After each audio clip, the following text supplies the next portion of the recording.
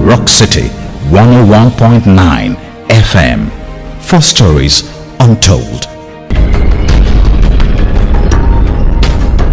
The time is 7 o'clock. Good evening. Here's the news headlines. The Neuropsychiatrist Hospital Abeokuta says it is now admitting between 250 and 300 new patients suffering from mental illness every month. The figure is apart from the patients on admission in the hospital. The hospital's medical director, Dr. Timothy Adiwale, made this known in Abeokuta at a news conference and seminar to mark the 2018 World Mental Day. President Muhammadu Buhari has again met with some APC state governors in a bid to reduce the tension created by the 2019 polls primaries. At the meeting, when it began on Wednesday evening, where Akinwumi Ambode of Lagos, Rochester Okorocha Imo, Kashim Shettima Bono, Abdullahi Ganduje Kano, and Muhammad Abubakar of Bauchi. Earlier on Thursday last week, President Buhari also met with Governors Ibekule Amosun of Ogun State, Sani Bello of Niger State, Abiola Ajimobi of Oyo State, Rochester Okorocha of Imo State, Atiku Bagudu Kebbi State, Tanko Almakura Nasarawa State, Simon Lalong Plateau, and Abdulaziz Yari of Zamfara State on the same issue. The Independent National Electoral Commission (INEC) has disqualified APC from presenting candidates from Zamfara State for all elective posts in the 2019 polls. These include governorship, State House of Assembly, and National Assembly polls.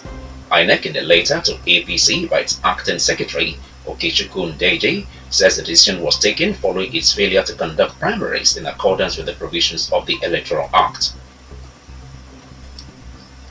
Meanwhile, the national chairman of APC, Adams Oshiomhole, has countered the Independent National Electoral Commission (INEC) that it did not hold primary elections in Zamfara State for all elective posts for the 2019 elections. Oshiomhole, in a letter to INEC on Wednesday evening, says consensus arrangement was adopted for the conduct of primaries for all elective posts by APC in the state. He explained that the primaries took place last October 6th and 7th at the King's Hotel in Gusau, the state capital. The Senate has referred the 2018 budget of the Independent National Electoral Commission (INEC) to its Appropriation Committee. Senate President Bukola Saraki, during the Senate plenary on Wednesday, asked the committee to report back to the plenary on October 11. Also, the request of the presidency for approval of a $2.8 billion foreign loan and $82.5 billion loan had been referred to Local and Foreign Debt Committee. The presidency says no agreement has been reached between government, organized labor and organized private sector on a new national minimum wage. It dismisses reports that the tripartite committee, which is negotiating the new wage, had agreed on a 30,000 naira national monthly minimum wage. Labor and Employment Minister Senator Chris Ngige makes the clarification while addressing State House correspondents at the end of the weekly meeting of the Federal Executive Council at the Presidential Villa, Abuja. The federal government has filed a charge against Deputy Senate President Ike Ekweremadu that he failed to declare some of his assets. Charged for the same offense is Senator Akpan. The charges were filed before the Federal High Court by the Special Presidential Investigative Panel on behalf of the presidency. In foreign, Tunisia's parliament has approved a law to criminalize racist speech and incitement to hatred in a move aimed at protecting the mainly Arab nation's black population.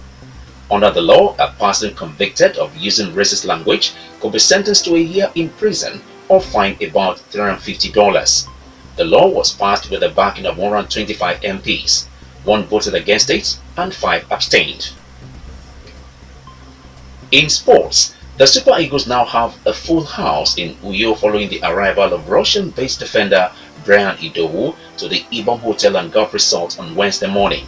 The Lokomotiv Moscow star flew into Abuja from Moscow before connecting a flight to the Akwa Ibom state capital.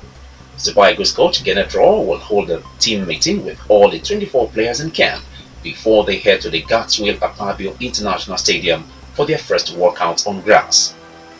And that was the news headlines. I am Tunde Akimbi. Good evening.